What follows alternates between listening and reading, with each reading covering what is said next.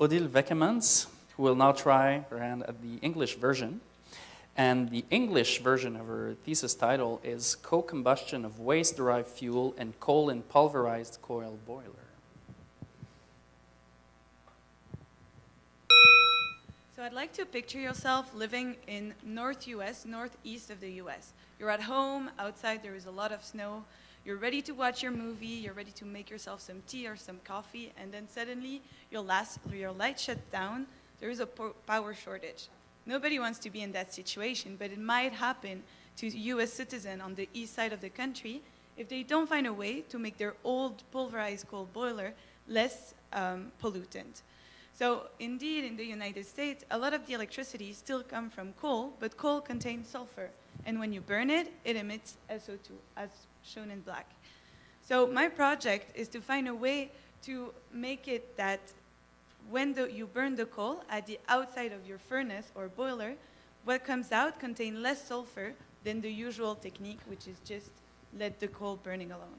So what they do generally to reduce sulfur emission is they add a new unit after the filters that will capture the SO2 and make the total concentration decrease. But building those new units, it's pretty expensive. It needs time, it needs place and money, and they don't have that in old power plants. So my project is to substitute part of the coal with a waste, because waste are first, they're cheap, and also they don't contain any sulfur.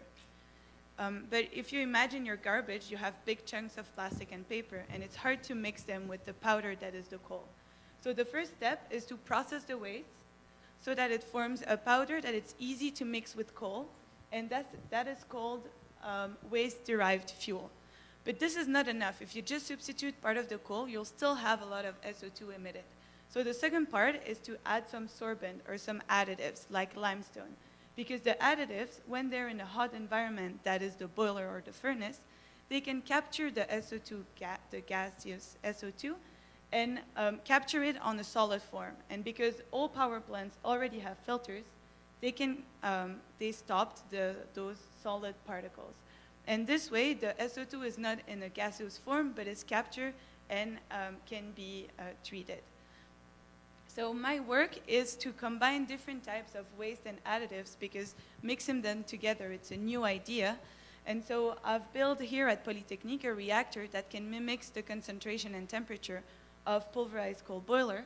And I'm trying inside of this reactor different mixes, and I've reached reduction up to 55%.